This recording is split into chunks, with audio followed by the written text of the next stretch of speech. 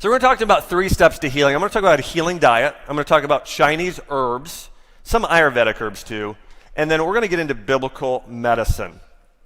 Here's some of the most important foods I think that we should be consuming. And listen, I do think that another important thing to remember is that all medicine, including cancer treatments, should be personalized.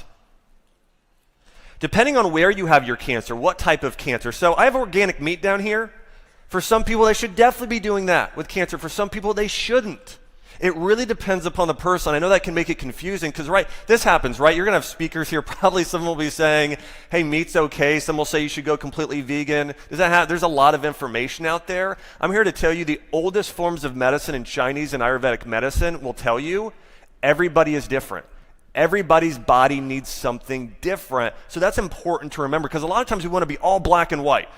Meat is all bad or dairy is all bad or it's not.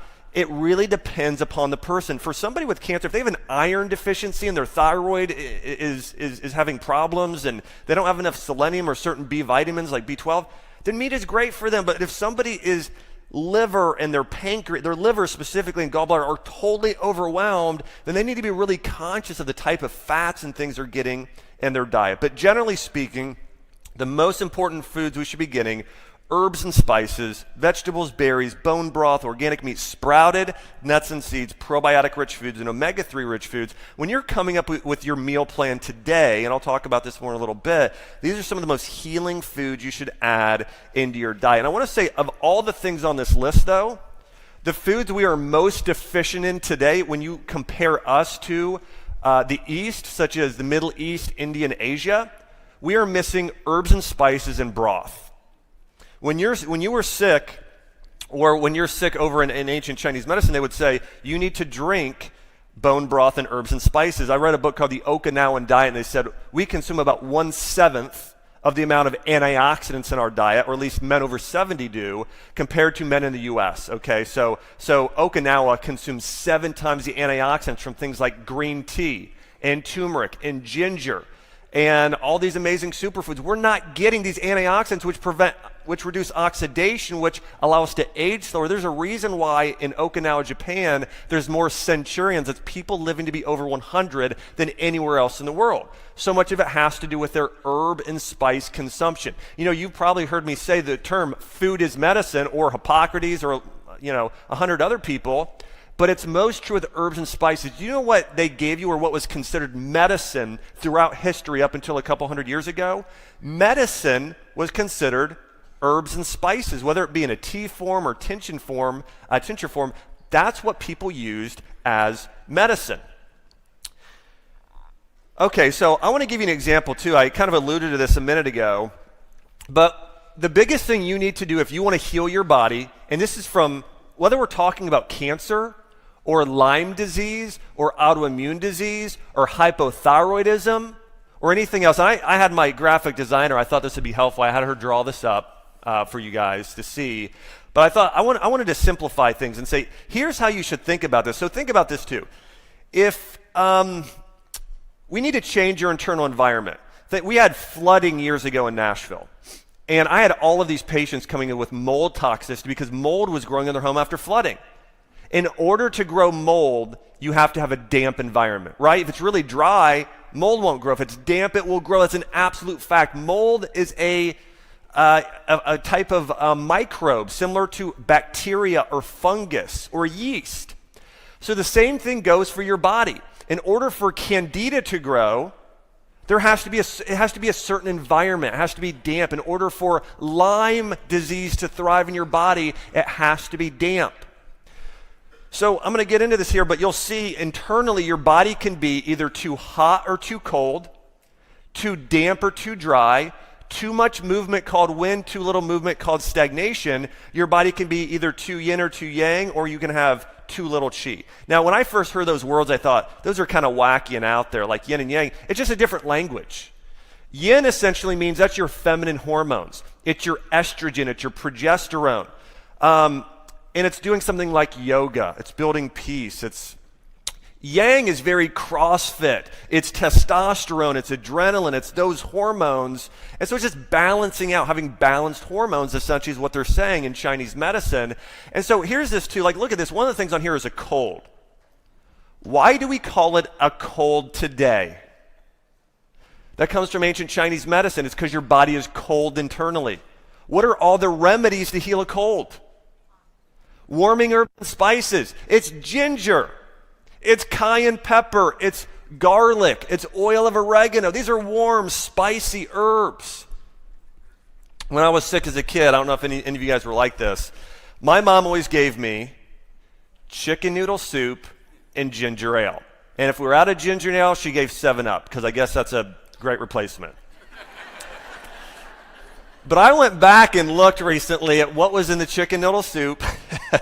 And it was like white flour noodles, MSG, just garbage. And the ginger ale was actually worse than the 7-Up. It has like 40 grams of high fructose corn syrup. Like I told my mom, I'm like, if you did not love me so much, like I would be dead because you gave me the worst thing you could give anybody. This is why I was sick is like weeks as a kid. Like it took me weeks and months to get better. But like where did my mom get that idea? The ancient Chinese remedy for overcoming a cold and flu was chicken broth in ginger herbal tea. But today in our society, somehow it comes out to 7-Up and white flour noodles and a fake broth. But you guys can see what I'm talking about here. And here's what our medical system does is they see the bad bacteria and they say, we're going to treat the bacteria that can overgrow in a damp or cold environment. Chinese medicine says, no, we need to warm things up and dry things out. Like bitter dries up damp. That flavor bitter. Now here's the problem. Almost everybody has dampness today. Candida. By the way, dampness is candida or it's mucus in your nose or phlegm. Like somebody with ulcerative colitis or Crohn's can have mucus in their colon. A lot of people have mucus and candida and yeast throughout their entire digestive tract, so they're not absorbing nutrients. This happens all the time, but the medical system said, we're going to give you an antibiotic and treat the bacteria. We're going to kill the good and bad. The problem is now just the bad grows back. You never changed your environment. When you change your environment, you start eating bitter herbs and foods that help balance your microbiome. All of a sudden, the bad can't survive and the good can thrive. If you're going to heal from anything, here's a big thing to remember. You don't want to treat it. You want to transform it. You want to transform what's going on in your environment, your digestive tract, your organ system. So you can see here like IBS with diarrhea, that's cold dampness. IBS with constipation is actually an issue of cold, it's actually an issue of dampness with heat of the liver. So things aren't moving as well. So anyways, almost every condition you can balance out through simply changing your body's internal environment. And I'm going to talk about how to do that here in just a minute. I want to mention this too. So I'm going to talk a lot about Chinese medicine. There's another speaker I know that's speaking after me, a guy named Dr. Chris Motley. Make sure you guys listen to him. I'm going to touch on Chinese medicine here, but he's one of the most brilliant people I've ever met when it comes to Chinese medicine and emotions. It's Dr. Chris Motley. He's got an awesome Instagram. You can follow him, Dr. Motley. All right, so let's dive into this. Let's talk about detoxification. And I think I had pictures here. Maybe they didn't come over. That's okay. So milk thistle. So in order to fight cancer, we need our liver firing and working properly. Okay. Certain herbs can help do that. And I am going to talk about emotions and how emotions affect different organ systems here in a minute. I'm going to wait to do that, but I'm going to talk about these herbs as well. So liver detoxification. Milk thistle in medical studies has been shown to regenerate and heal your liver. Of all the herbs you could take, milk thistle is probably the most powerful, or other forms of thistle. Blessed thistle is also fantastic. But thistles work for detoxification. It's so funny, like I look at this too, and here's the thing I love about ancient medicine, is that like our medical system today, our conventional system is based on about 150 years of, research. Ayurvedic and Chinese medicine are like 4,000 years old and are founded on millions and millions of individual case studies. So which is more proven over time? I mean, they pull off a drug off the market every month for killing people. Vioxx alone killed like 80,000 people, and they were approved. They went through all this process. How's that happen? I can tell you this, ginger and milk thistle have never caused a single death. Look it up. How many people died from ginger? Nobody. So milk thistle, and here's the other thing to note. A lot of times in Western formulas, people, like when they create supplements, they'll just throw in, hey, all herbs they think are good for the liver. In Chinese medicine and Ayurveda, it was much more strategic than that. Let me give you an example. They'll know, okay, the liver, several things. It can be hot, it can be cold, it can not be moving. And so here's the thing, or it can be not regenerating and healing properties. So again, milk thistle regenerates the liver. Bupleurum, now this is an amazing herb a lot of people are unaware of, but it's what moves what's called liver qi. It's what causes your liver to start releasing bile and moving. It's amazing. And so if somebody truly wants to detox, milk thistle is amazing, but right after that, bupleurum, one of the most powerful herbs on the planet. There are others as well. Black seed is fantastic. Basically things that are bitter and sour activate the liver, okay? And when you consume bitter foods, it releases bile, helping you better digest fats. Bitter foods also help dry up the dampness. And so andrographis is another great bitter herb. Here's the thing, most herbs are bitter. We just don't get enough of them. So the biggest thing I can tell you, I'm going to talk about a lot of herbs and spices today. Just get as many as you can. When you're cooking, throw turmeric in everything. Throw ginger in a smoothie in the morning. Throw turmeric in your hummus. Throw rosemary and basil and copious large amounts on your chicken you're making. Chelsea and I sometimes have sort of dinner parties and have friends over. And we love cooking. Like, we're big-time foodies.